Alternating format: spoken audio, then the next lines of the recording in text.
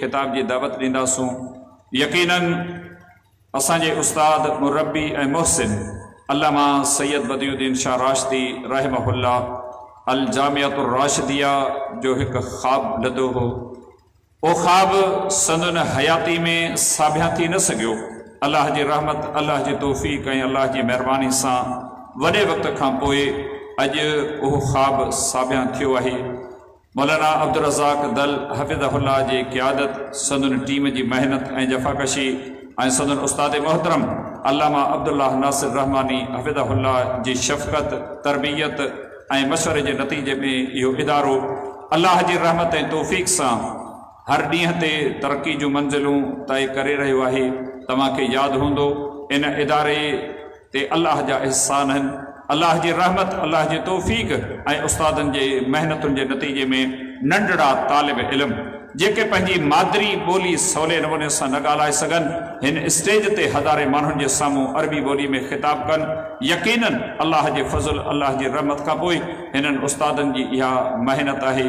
अवां सभिनी भाइरनि के, दोस्तनि के, सिंध जे कुंड कुर्छ में रहंदड़ सभिनी अहले ख़ैर के इहा गुज़ारिश आहे, इन इदारे जो को ख़ादिम, इन इदारे जो को सफ़ीर अवां वटि ताउन जे लाइ पहुचे, अल्लाह जी रज़ा जे लाइ हिन दीनी इदारे सां ताउन ज़रूरु कयो। अॼु ही इदारो अल्लाह जो फज़ल आहे, 8 सालनि में जा 4 सालनि जो अरसो तय करे चुको आहे। उम्मीद है हिन साल खां पोइ 5 क्लास शुरू थींदो इंशाअल्लाह। दुआउनि जी दरख़्वास्त है। हिन इदारे के उस्तादन दावत के मैदान में पंहिंजे तुलबा सां हिकिड़ो मुअस्सर किरदार अदा कियो आहे। अल्लाह रब्बुल आलमीन ये सब काविशों मेहनतों पंहिंजे बारगाह में कबूल मंजूर फरमाए। त इन उनवान ते ख़िताब करण जे लाइ आउं पंहिंजे फादिल दोस्त मोहतरम जनाब मौलाना अब्दुल रज़ाक दल हफ़िज़हुल्लाह जिनके गुज़ारिश कंदुसि त पाण अचनि ऐं अची करे पंहिंजे उनवान ते क़ुरान हदीस की रोशनी में ख़िताब करणु फरमाए।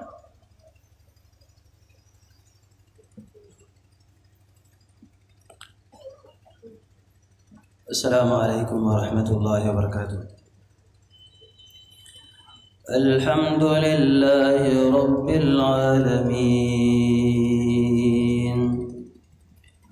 वस्सलातु वस्सलामु अला सय्यिदिना व इमामिना व नबिय्यिना मुहम्मद व अला आलिहि व अस्हाबिहि व अत्बाइहि अजमईन।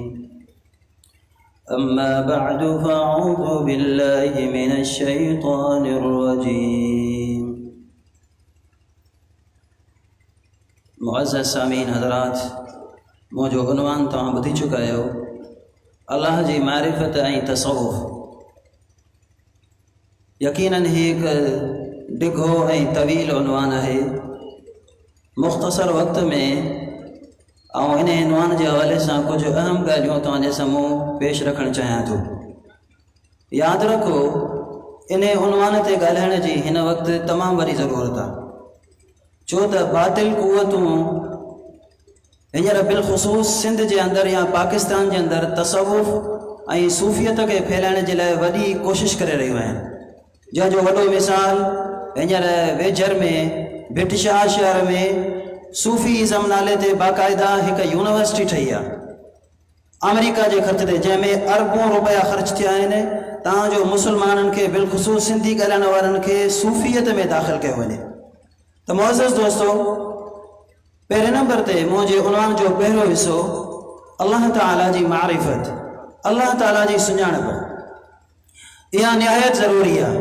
छो त जेतरे क़दर तव्हांजे दिल में अल्लाह जी मारिफत सुञाणप हूंदी, इंशाअल्लाह ओतरे क़दर तव्हां अल्लाह जे वेझो ईंदो ऐं हक़ खे सम्झंदो। यह मुसलमान जी सब खां पहिरीं ऐं बुनियादी अहम तरीन ज़रूरत ऐं ज़िम्मेदारी आहे। तो दोस्तों, आउं तव्हांजे साम्हूं रब जे क़ुरान मां अल्लाह ताला जी मारिफत पेश थो कयां। उन जे हवाले सां क़ुरान मजीद में खोड़ो सारो मवाद तव्हांखे मिलंदो। आउं सिर्फ़ तारफ़ इन आयतुनि में काफ़ी क़दर बयान कयो आहे जेको रब्बुल आलमीन पाण बयान कयो आहे।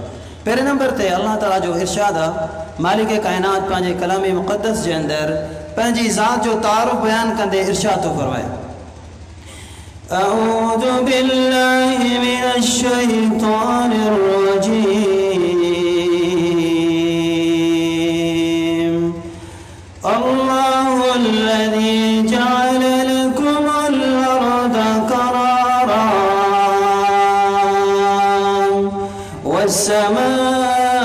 वस्समाअ बिनाअ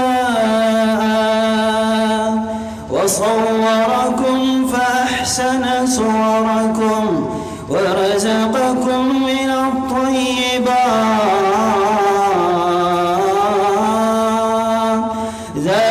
ज़ालिकुमुल्लाहु रब्बुकुम फतबारकल्लाहु रब्बुल आलमीन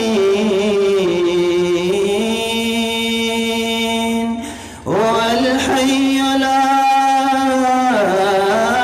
इलाहा इल्ला हुवा रब्बुल आलमीन जे लाए पानी नाज़िल कई मिनत तय्यिबात अल्लाह के बेहतरीन शक्लन में पैदा कई बाबरकत ज़ात जेका जहानन जी खालिक ऐं मालिका जेका रब्बुल आलमीन सभिनी जहानन जी पालनहार आ दुनिया जा इंसानो इहो ई अल्लाह हुआ ज़िंदा आहे हमेशा खाए ऐं हमेशा रहंदो उन अल्लाह के ख़ालिस थी करे पुकारियो अल्लाह सां शिरक न कयो अल्लाह के पुकारण में शरीक ॿिए कंहिंखे न बनायो ज़ालिकुम अल्लाहु रब्बुकुम इहो ई तव्हांजो रब आहे इन अल्लाह खां अलावा ॿिए कंहिंखे न पुकारियो ख़ालिस अल्लाह खे पुकारियो अल्लाह ताला जी ज़ात ख़ालिक मालिक आहे त इन जो नतीजो निकिरंदो त तव्हां अल्लाह खे सुञाणे वठंदो त दोस्तो हिननि आयतुनि जे अंदरि अल्लाह ताला जो कुझु तारुफ़ बयानु थियो ॿी आयत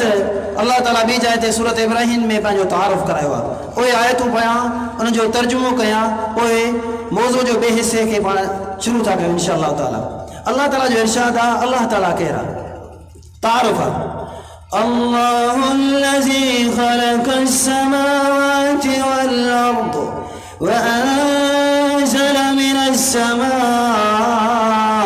माअन फ़अख़रज बिही मिनस समराति रिज़क़न लकुम वसख़्ख़र लकुमुल फ़ुल्क लितजरिय फ़िल बहरि बिअम्रिहि वसख़्ख़र लकुमुल अन्हार वसख़्ख़र लकुमुश शम्स वल क़मर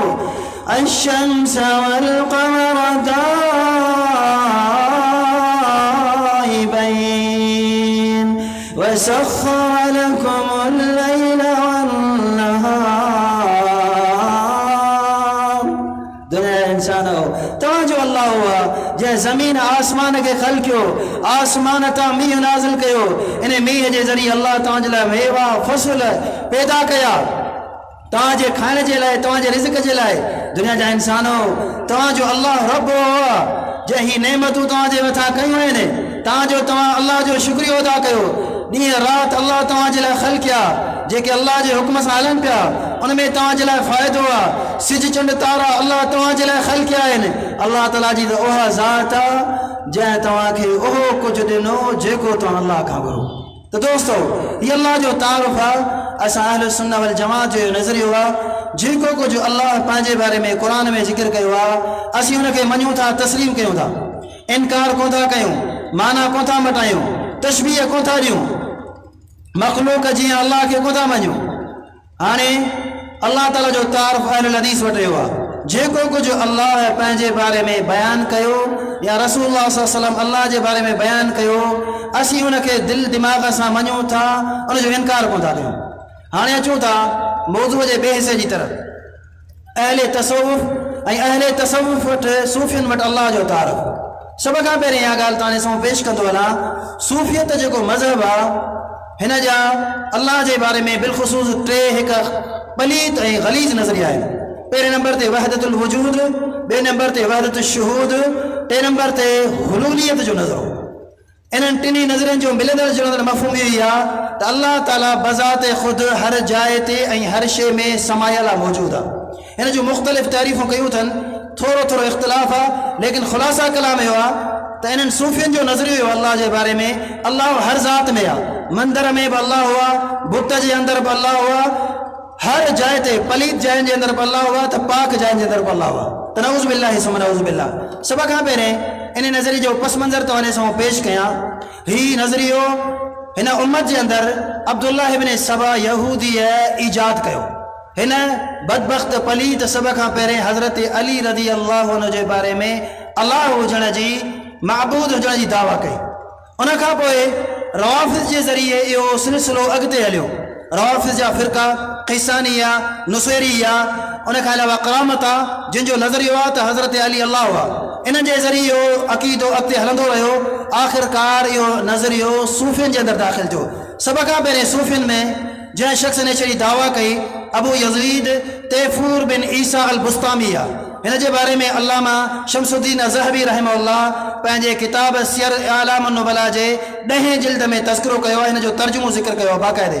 उन में वज़ाहत कई आहे त हीउ पलीत इंसान चवंदो हो सुबहानी मां आज़म शानी, आऊं पाक आहियां मुंहिंजो शान केॾो न बुलंद आहे।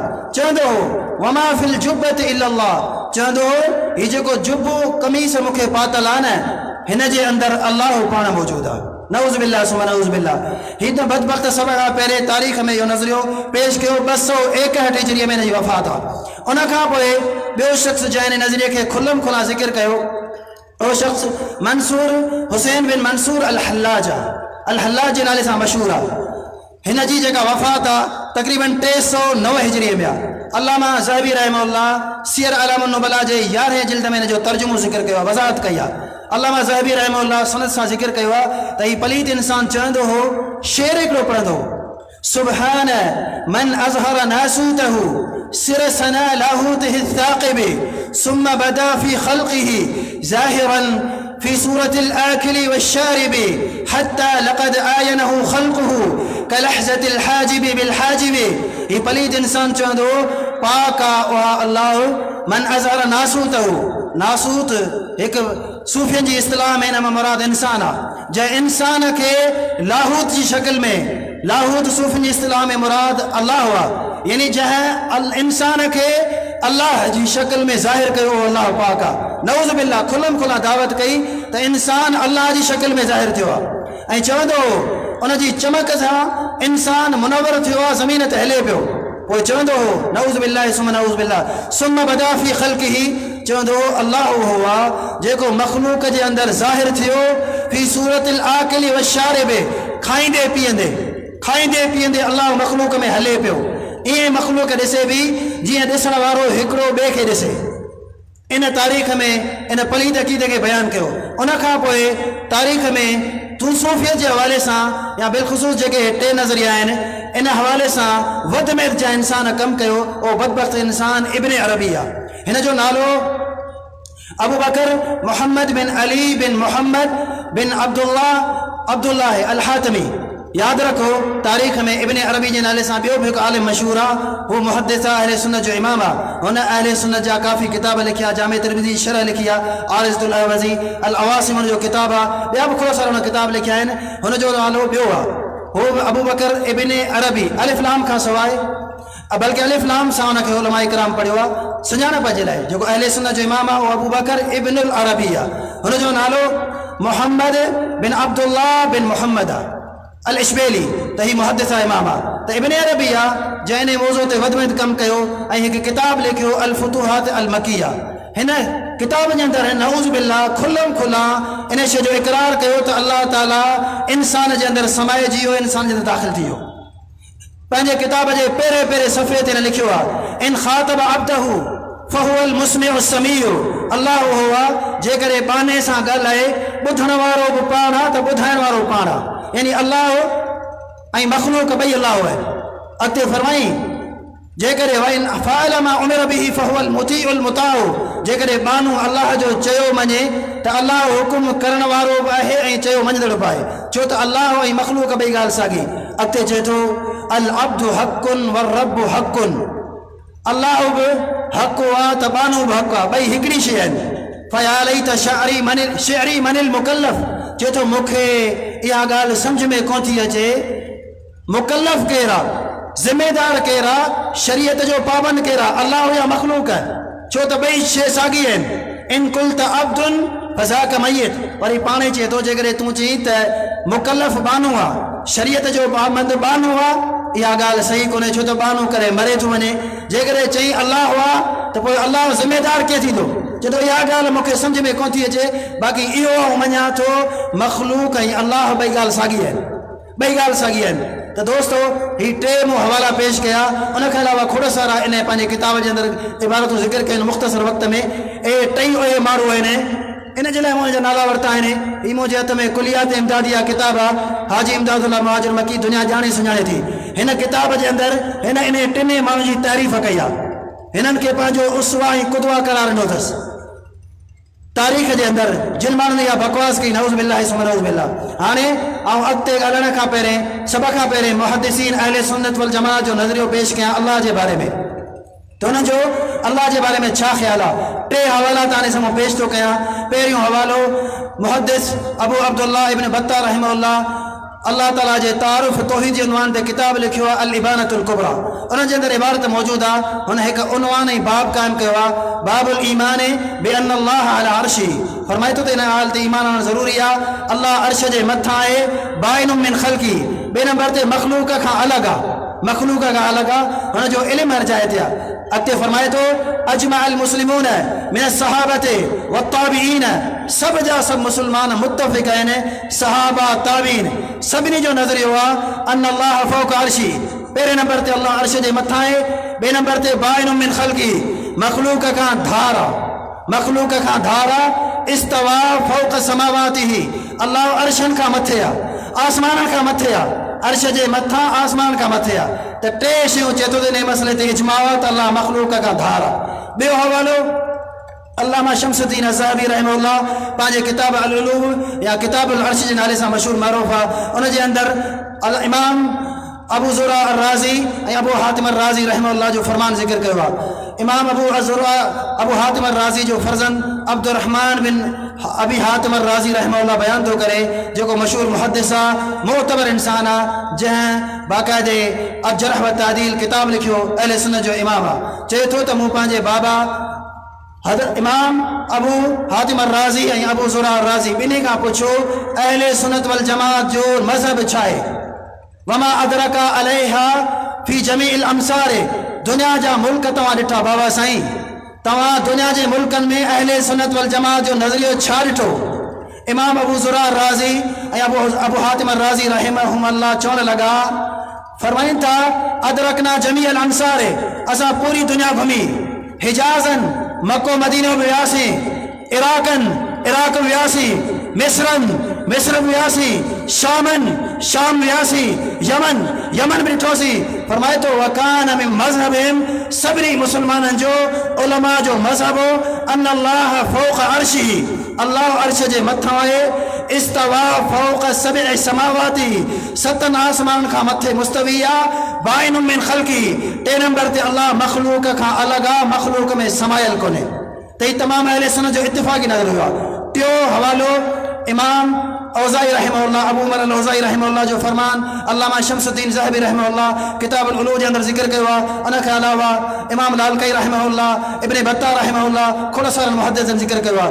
फरमाईंदो हो कुन्ना वत्ताबिऊन मुतवाफ़िरून, चए थो असां यानी तबा ताबी ऐं सभ जा सभु ताबी सभई इन ॻाल्हि ते मुत्तफ़िक़ आहियूं, असांजो नज़रियो आहे अन अल्लाह फ़ौक़ अर्शी, अल्लाह ताला अर्श खां मथे आहे, अल्लाह ताला अर्श खां मथे आहे। त दोस्तो ही टे हवाला पेश कया जिन में उम्मत जा मोतबर तरीन उलमा जा अक़वाल हुआ, जिन इजमा जी दावा कई आहे त अल्लाह ताला हर शइ में समायल कोन्हे, हर जॻह ते कोन्हे, नऊज़ बिल्लाह या अल्लाह जी गुस्ताखी आहे। दुनिया में पलीत ऐं गलीत शयूं आहिनि, नापाक शयूं आहिनि, दुनिया में त उहे शयूं आहिनि जिन खे इंसान हथ लाहे त वुज़ू टुटी पए, नऊज़ बिल्लाह चयो वञे त अल्लाह इन्हनि जे अंदरि आहे, इन खां वधीक अल्लाह जे लाइ का बि गुस्ताखी कोन्हे।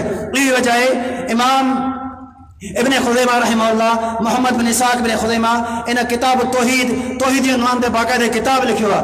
उन जे अंदरि फरमाए थो मल्लम युक़िर बि अन अल्लाह फ़ौक़ अर्शी, जेको माण्हू टे अक़ीदा कोन थो रखे, घणा अक़ीदा टे, पहिरें नंबर ते अन अल्लाह फ़ौक़ अर्शी, अल्लाह खे अर्श जे मथां कोन थो मञे, इस्तवा फ़ौक़ सब'i समावाती, सतनि आसमान खां मथे कोन थो मञे, यानी अल्लाह अर्श ते आहे लेकिन सतनि आसमान खां मथे, हर जॻह ते या हर शइ में अल्लाह जो अर्श कोन्हे।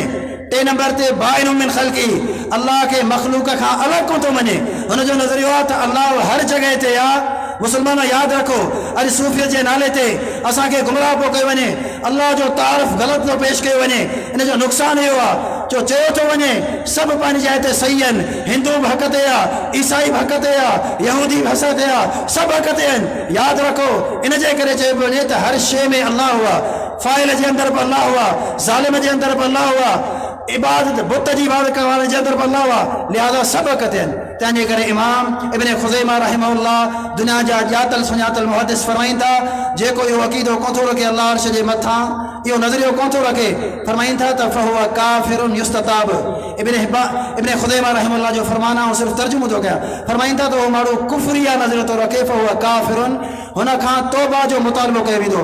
फ़इन ताब, जेकॾहिं तौबा करे त ठीकु आहे, वइल्ला ज़ुरिबत उनको, वरना वक़्त जे हुक्मरान खलीफ़े जी ज़िम्मेदारी आहे, हुन जे कंध खे कटे, व उल्किया अला मज़बला, इन पलीत जे जिस्म खे कब्रिस्तान में न दफ़नायो, मुसलमान जे मुक़ाम में न दफ़नायो, हिन खे कचरे में उछलो, लिअल्ला यतअज़्ज़ा बिराहियती अहलुल क़िबला व अहलुल ज़िम्मा, ताजो हिन पलीत नज़रिए रखण वारे जेको चए थो अल्लाह हर जाइ ते आहे, इन जे पलीत जिस्म मां मुसलमाननि खे ऐं मुसलमान जे स्टेट जे अंदरि हुकूमत जे अंदरि जेके गैर मुस्लिम रखनि था उन्हनि खे तकलीफ़ न मिले।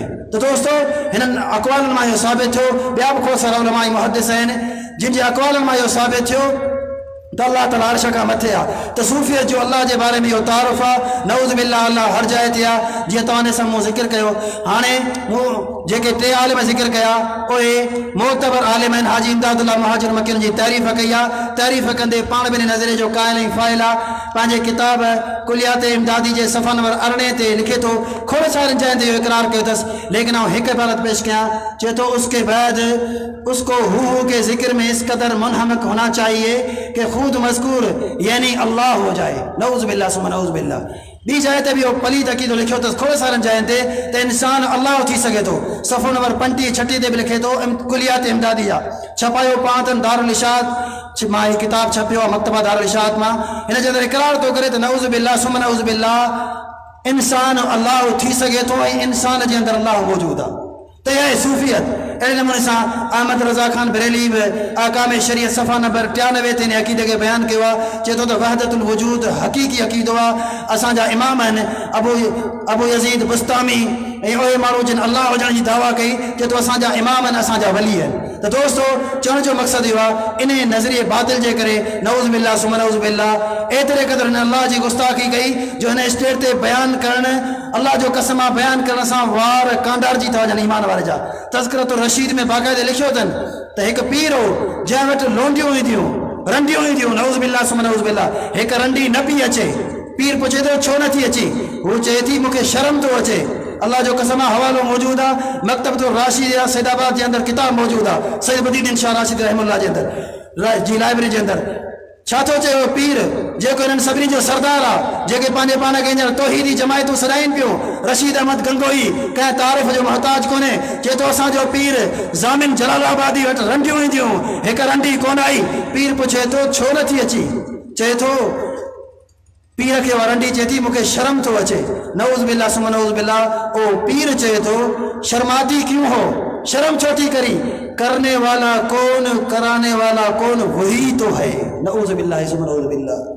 ई वजह इब्न क़य्यिम रहमहुल्लाह फरमाए थो, इन क़ौम जे मथां ताजुब आहे जिन अल्लाह जो इहो तारो पेश कयो त अल्लाह हर जाइ ते आहे। फमअबूदुहा मौतूअतुन, चए थो इन ज़ालिम जो महबूद त हुनजी घरवारी जे अंदरि बि आहे। नऊज़ बिल्लाह घरवारी सां हमबिस्तरी थो करे, पंहिंजे रब सां हमबिस्तरी थो करे। दोस्तो, चवण जो मक़सदु इहो आहे त मुस्लमाननि जे अंदरि ए नज़रिया हींअर तेज़ी सां फैलाया पिया वञनि। असां मुस्लमाननि जी ज़िम्मेदारी आहे हक़ीक़त खे सम्झूं। सूफ़ियत जी हक़ीक़त इहा आहे जेका मुख़्तसर वक़्त में तव्हां सां पेश कई। अल्लाह जो तारफ़ हिननि माण्हुनि इहो ज़ालिमनि पेश कयो। नऊज़ बिल्लाह, अल्लाह हर शइ में आहे, हर जाइ ते समायल आहे। असां मुस्लमान जी ज़िम्मेदारी आहे, ज़रूरत आहे त असीं अहले सुन्नत वल जमात जा जेके मोतबर किताब आहिनि उन्हनि सां ताल्लुक़ जोड़ियूं। नेट ते बि किताब मौजूदु आहिनि, उर्दू में, दीगर किताबनि में, ऐं रब जो क़ुर तर्जुमे सां पढ़ूं, नबी अलैहिस्सलाम जो हदीसूं तर्जुमे सां पढ़ूं। अल्लाह खां दुआ आहे त असांखे हक़ सम्झण जी तौफ़ीक़ अता फ़रमाए। अक़ूलु क़ौली हाज़ा व आख़िरु अल्हम्दुलिल्लाहि रब्बिल आलमीन।